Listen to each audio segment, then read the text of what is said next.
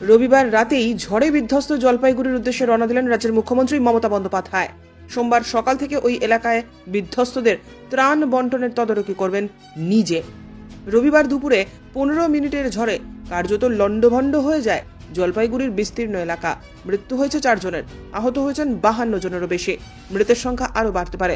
মৃতদের মধ্যে 2 জনের পরিচয় পাওয়া গিয়েছে, বাকি 2 জনের পরিচয় এখনো জানা যায়নি।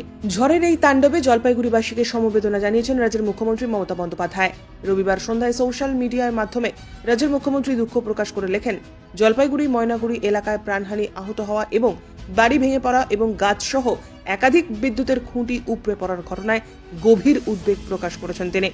মুখ্যমন্ত্রী জেলা এবং ব্লকের প্রশাসনিক মহল সহ ডিএমজি এবং কুইক রেসপন্স টিম এবং পুলিশ বিভাগকে আপৎকালীন পরিস্থিতিতে ক্ষতিগ্রস্ত পরিবারগুলিকে নিরাপদ স্থানে সরিয়ে নিয়ে যাওয়ার নির্দেশ দিয়েছেন। জেলার প্রশাসনিক দপ্তরকে মৃতদের পরিবার এবং আহতদের পরিবারগুলিকে সরকারি নির্দেশ অনুযায়ী সমস্ত রকম আর্থিক সাহায্য করার নির্দেশ পাঠিয়েছেন। মুখ্যমন্ত্রী তার বার্তায় ক্ষতিগ্রস্ত পরিবারগুলির পাশে দাঁড়ানোর প্রতিশ্রুতি দিয়েছেন এবং জেলার প্রশাসনিক কর্তাদের অবিলম্বে এই প্রাকৃতিক দুর্যোগে ক্ষতিগ্রস্ত পরিবারগুলির পাশে দাঁড়ানোর নির্দেশ দিয়েছেন। ঘটনা ঘটেছে জলপাইগুড়ি শহরের 3 নম্বর ওয়ার্ড এলাকায়। সেখানে বহু গাছ উপড়ে পড়েছে, ক্ষতিগ্রস্ত হয়েছে অসংখ্য বাড়ি। জেলা জুড়ে অনেক জায়গাতেই কম বেশি ঝড়ের তাণ্ডব চললেও সবচেয়ে বেশি ক্ষতি হয়েছে জলপাইগুড়ি শহর এবং ময়নাগুড়ির বার্নিশ এলাকায়। জানা গিয়েছে মৃতের নাম দ্বিজেন্দ্র নারায়ণ সরকার। তিনি মেখলিগঞ্জের বাসিন্দা।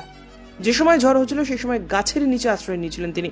এরপরেই গাছের ডাল ভেঙে পড়ে তার মাথার ওপর, আর সেই ডাল চাপা পড়েই মৃত্যু হয় তার। গতকাল জলপাইগুড়ি সদর ব্লকের পাশাপাশি ময়নাগুড়িতেও ঝড় ও শিলাবৃষ্টি হয়েছে। প্রায় 500 গ্রাম ওজনের শিল পড়েছে বলে খবর। ভেঙেছে বাড়ি ঘর, আহত হয়েছেন বেশ কয়েকজন মানুষ। আবহাওয়া দপ্তর জানাচ্ছে, উত্তরবঙ্গের দার্জিলিং এর পার্বত্য এলাকায় হালকা তুষারপাতের সম্ভাবনা রয়েছে। আগামী 2-3 দিন এই পরিস্থিতি বজায় থাকবে। মূলত বজ্রবিদ্যুৎ সহ হালকা থেকে মাঝারি বৃষ্টি হতে পারে, সঙ্গে 30 থেকে 40 কিলোমিটার বেগে বইবে ঝোড়ো হাওয়া। কোচবিহার এবং আলিপুরদুয়ার জেলায় বৃষ্টি বেশি হওয়ার সম্ভাবনা। তুলনায় কম বৃষ্টি হবে জলপাইগুড়ি এবং কালিম্পংয়ে। মঙ্গলবার বেশি বৃষ্টি হওয়ার সম্ভাবনা কালিম্পং এবং জলপাইগুড়ি জেলায়। বিক্ষিপ্তভাবে হালকা বৃষ্টি হতে পারে কোচবিহার এবং আলিপুরদুয়ার জেলায়। এই ঘটনায় অন্তত 4 জনের মৃত্যু হয়েছে বলে সূত্রের খবর। ঘটনায় শোক প্রকাশ করে মুখ্যমন্ত্রী মমতা বন্দ্যোপাধ্যায় ক্ষতিগ্রস্ত পরিবারগুলির পাশে থাকার আশ্বাস দিয়েছেন। সেই সঙ্গে ক্ষতিপূরণ দেওয়ার কথাও জানিয়েছেন তিনি। এদিকে মুখ্যমন্ত্রীর নির্দেশে জলপাইগুড়ি জেলা হাসপাতালে পৌঁছন জলপাইগুড়ি লোকসভা কেন্দ্রের তৃণমূল কংগ্রেস প্রার্থী নির্মল চন্দ্র রায়। খুব ভয়াবহ অবস্থা। এতগুলো মানুষের ওরা সবাই আহত হয়ে গেছে। এই পর্যন্ত আমার কাছে যেটা খবর, মারা গেছে আর অনেকে সিরিয়াসলি ইনজিওর্ড হয়ে গেছে।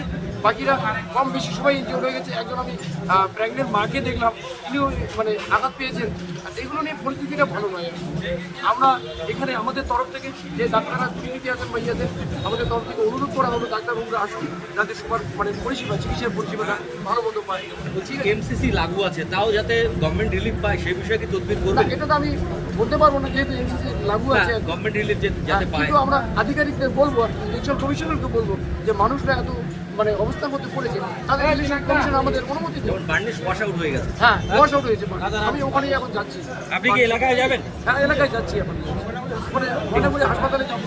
ওখানে অনেক বেশি এখনো পর্যন্ত কতজন মারা গেছে বলে জানতে পেরেছে? আমি 2 জন মারা গেছে জানতে পারলাম।